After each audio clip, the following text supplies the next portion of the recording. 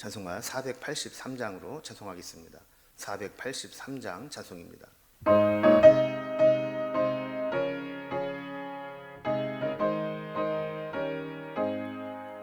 구름 같은 이 세상 모든 부귀 영화 나는 분토와 같이 내어버리고서 오직 천국의 복을 사모하며 사니 구원받은 내 이름 기억하옵소서. 주가 나의 이름 보좌 앞에 놓인 어린 양 생명책에 기록하옵소서. 주여 보배 피로써 모든 죄 씻으사 나의 부정한 것을 씻어 맑히소서. 있는보다 더이게 죄를 씻었으니 구원받은 내 이름 기록하옵소서. 주가 나의 이름 보좌 앞에 놓인 어린 양 생명책에 기록하옵소서. 죄가 하나도 없고 아무 병도 없는 영화롭고도 밝은 천국 올라가서 주와 함께 그곳에 길이 살겠으니 이런 소망의 삶은 참된 행복이라. 주가 나의 이름 보좌 앞에 놓인 어린 양 생명책에 기록하옵소서.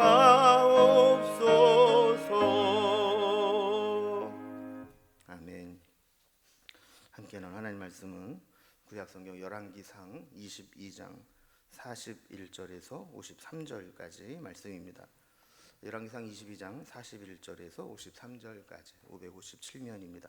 말씀을 제가 봉독하겠습니다.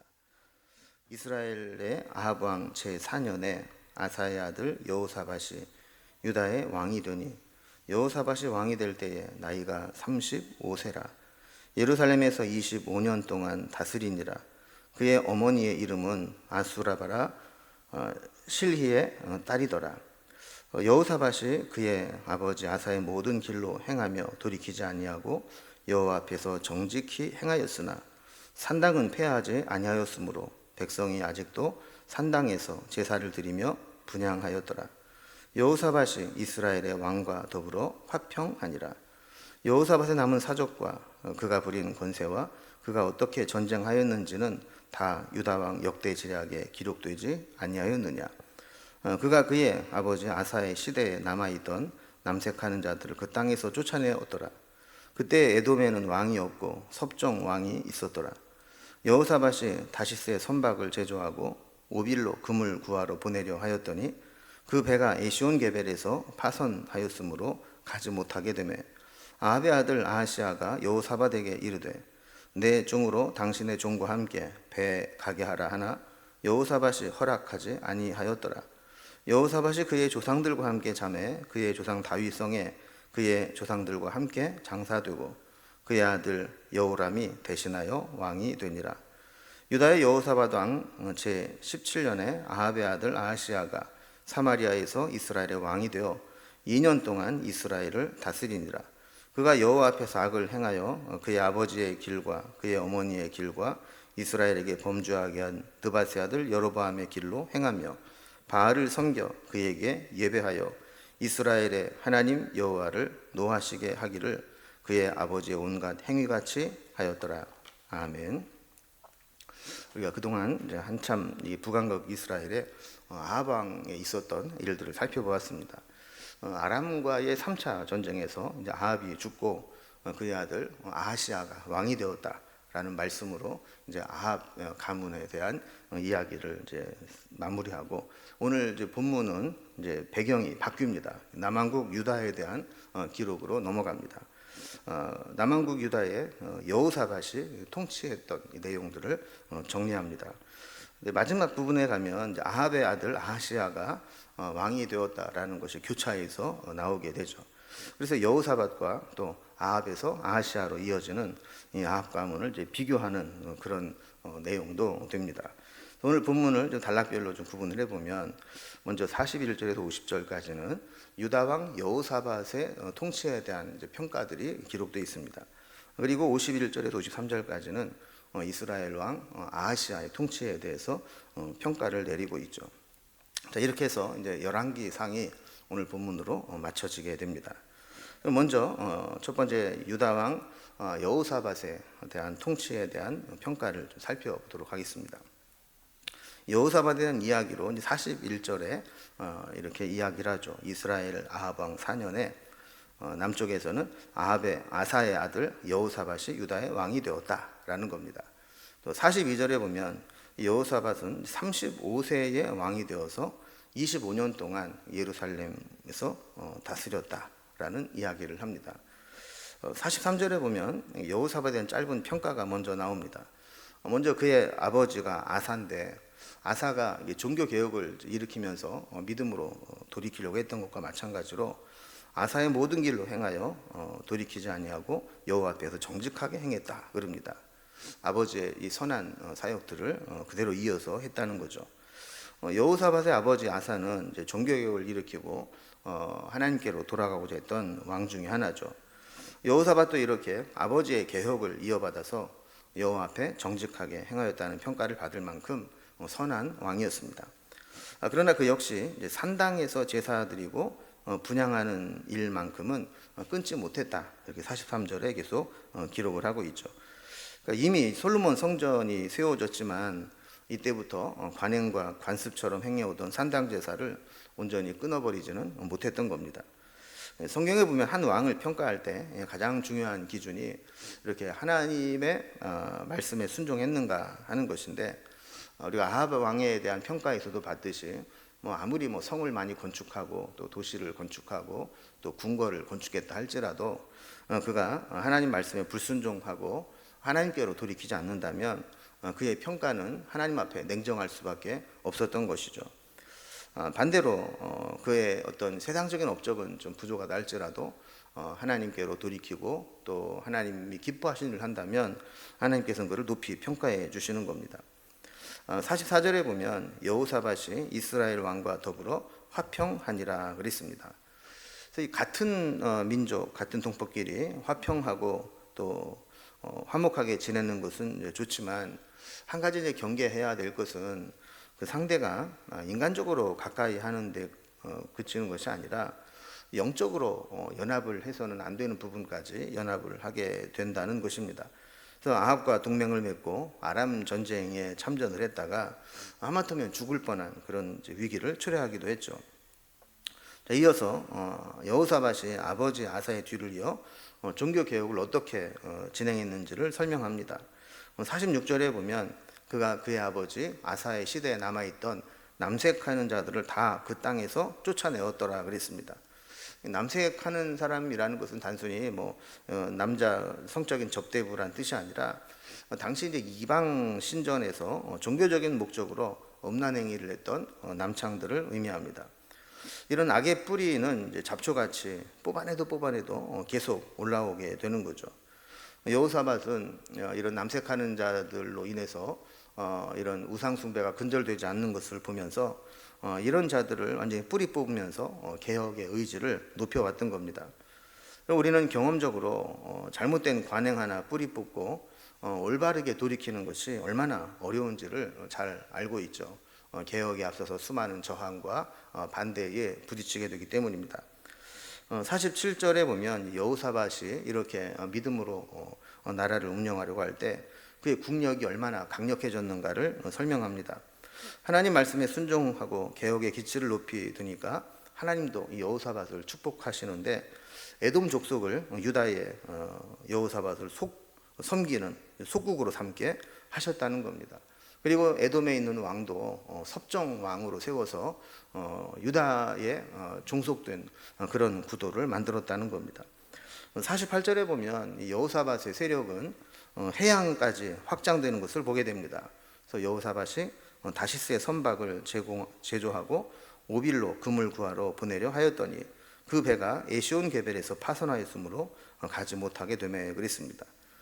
다시스는 지금의 스페인 남쪽에 지중해 연안에 있는 도시죠. 그러니까 요나가 니느웨로 가라는 하나님의 말씀이 싫어서 다시스로 가는 배를 탔다 하는 것은 이렇게 지구 끝으로 알려져 있던 가장 반대쪽 그 당시 세계관 속에서 지구의 끝으로 나오는 그런 도시입니다. 스페인은 사도 바울 시대까지만 하더라도 세상의 끝으로 여겨졌던 곳이죠. 그래서 이제 서바나라고 기록된 곳이 바로 동일한 지역입니다. 여호사밧은 당시에 이렇게 다시스로 가는 배를 건조하고 또 그 과정에서 오빌로 금을 구하러 무역선을 만들어서 보내고 교역을 해왔던 것입니다. 자, 그런데 그 배가 에시온 게벨이라는 곳에서 파손하고 맙니다. 역대하 20장에 보면 이 무역선이 에시온 게벨에서 파산한 것이 사악한 아하시아와 동맹을 맺고 교제한 것 때문에 하나님이 진노하신 것이다 이렇게 알려주게 되죠. 어쨌든 이렇게 해양 세력까지 이제 뻗쳐나가게 되는데 49절에 보면 아합의 아들 아하시아가 여호사밧에게 그의 항해에 자기네 종들과 함께 가게 해달라 하는 요청을 하게 됩니다. 파손 이후에 다시 출항할 때 북이스라엘도 함께 이제 해양 세력으로 진출하고 싶었던 것이죠. 그러나 이제 여호사밧은 이전에 아합과 동맹을 맺었다가 죽을 뻔한 기억이 있어서 그런지 그 요청을 거절하고 맙니다. 그러니까 때로는 우리가 이제 값비싼 대가를 지불하고 나서 쓰라린 경험을 하고 나서야 교훈을 얻게 되는 경우가 있는 거죠. 그러니까 어리석은 사람은 이렇게 고통스러운 경험을 통해서 비싼 대가를 지불하고 지혜를 얻습니다. 반대로 지혜로운 사람은 말씀을 통해서 지혜를 배우게 되죠. 결국 여호사밧은 한때 우상 숭배의 전도자였던 아합과의 동맹을 뉘우치고 말년에는 아합의 아들 아하시아와의 관계를 정리하는 것을 보게 됩니다. 50절에 보면 이렇게 해서 여호사밧도 모든 생명을 다 마치고 다윗성에서 장사 지내게 되었다 그럽니다. 그리고 그의 아들 여호람이 대신해서 왕위에 오르게 됩니다. 여호사밧 왕도 뭐 아주 완벽한 그런 사람은 아니었지만 그래도 나름대로 아버지의 뒤를 이어서 종교 개혁을 일으키고 말씀대로 나라를 운영하려고 했던 훌륭한 왕 중에 하나였습니다. 우리도 마찬가지죠. 뭐 완벽하고 완전한 사람이 어디 있겠습니까? 그러나 하나님이 맡겨주신 자리에서 하나님의 뜻대로 살기 위해서 최선을 다하고 몸부림치는 그런 삶이 필요한 것이죠. 이제 크게 두 번째로 이렇게 여호사밧에 대한 기록을 한 후에 다시 북왕국 이스라엘의 아합의 아들 아하시아의 통치에 대한 평가를 다시 기록을 하고 있습니다. 51절 이하에 보면 이렇게 남왕국 유다의 여호사밧과 여호람을 이제 교차해서 또 아합의 아들 아하시아가 왕이 되었다라는 것을 이제 기록을 하고 있습니다. 51절에 보면 아하시아는 여호사밧이 왕이 된 지 17년에 아합의 길르앗 라못 탈환 전투에도 죽은 후에 아합의 뒤를 이어 북이스라엘의 왕이 되었다 그럽니다. 그리고 사마리아에서 2년 동안 다스리는 왕으로 있었습니다. 그러니까 아합의 죄는 그의 아들 아하시아에게 이어지게 되고 또 아합이 받아야 될 징계가 그의 아들 때 와서 임하게 되죠. 그래서 왕으로 2년밖에는 다스리지 못하고 결국 비참하게 죽으면서 이 오므리 왕조 아합의 가문이 완전히 끝이 나게 됩니다. 자, 52절과 53절을 보면 그 아하시아에 대한 평가가 나오게 되는데 그가 여호와 앞에서 악을 행하여 그의 아버지의 길과 그의 어머니의 길과 이스라엘에게 범죄하게 한 느바세 아들 여로보암의 길로 행하여 바알을 섬겨 그에게 예배하여 이스라엘 하나님 여호와를 노하시게 하기를 그의 아버지 온갖 행위같이 하였더라 그랬습니다. 그럼 우리가 흔히 이제 좋은 부모를 만나는 것이 복이라 이렇게 이야기를 합니다. 근데 뭐 좋은 부모라는 게 뭡니까? 결국 좋은 신앙을 가지고 좋은 신앙을 유산으로 남겨주는 부모가 좋은 부모 아니겠습니까? 또 좋은 부모는 기도하는 부모입니다. 자녀들을 위해서 기도하고 기도의 본을 보이는 부모가 있다는 것은 큰 축복이죠.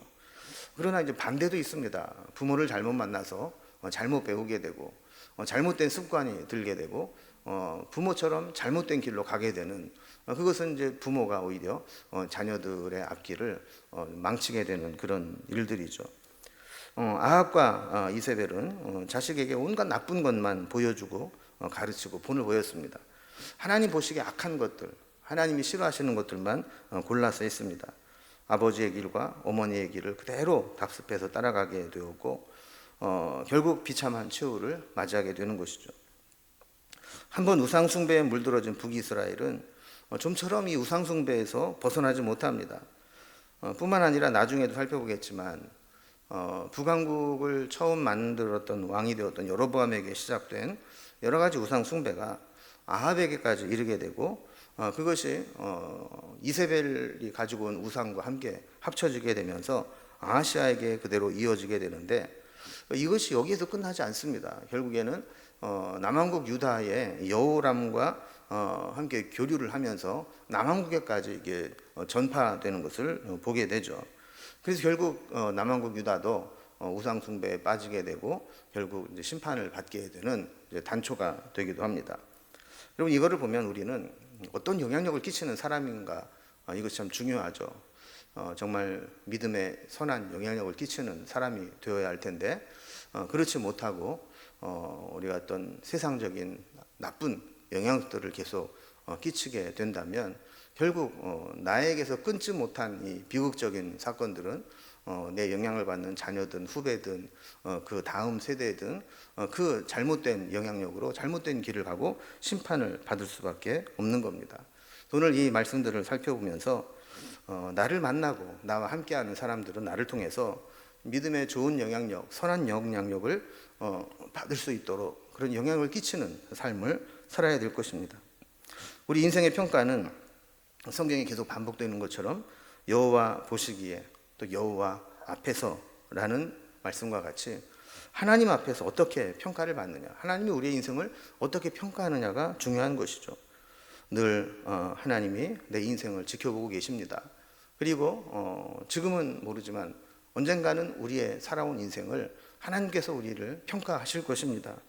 그때를 생각하면서 두려운 마음으로 믿음으로 우리의 삶에 책임을 지고 살아갈 수 있는 삶이 될 수 있기를 주님의 이름으로 기원합니다. 기도하겠습니다. 하나님 아버지, 오늘 말씀을 통해서 어떤 사람은 아버지로부터 좋은 영향력을 받아서 믿음의 선한 싸움을 싸우고, 어떤 사람은 부모와 조상들로부터 나쁜 영향력을 받아서 결국 심판에 이르기까지 이르는 것을 보게 됩니다. 우리도 어떤 영향력을 끼치는지 한번 우리 인생을 돌아볼 수 있도록 인도해 주시옵소서. 행여라도 우리가 잘못된 것들을 물려받았다면 내 대해서 잘못된 것들을 끊어버리고 하나님께로 돌이켜서 선한 영향력을 끼치는 것으로 바뀔 수 있도록 인도해 주시고, 우리가 선한 영향력을 행사하고 있다면 그것이 계속해서 이어질 수 있도록 인도하여 주시옵소서. 오늘도 우리에게 믿음의 길, 기도의 길, 하나님을 섬기는 길, 이 모든 좋은 선한 영향력을 끼치는 삶을 살아갈 수 있도록 도와주옵소서. 주님께 우리의 모든 삶을 부탁드리며 예수님의 이름으로 기도드리옵나이다. 아멘. 각자 기도 제목들로 자유롭게 기도하시겠습니다.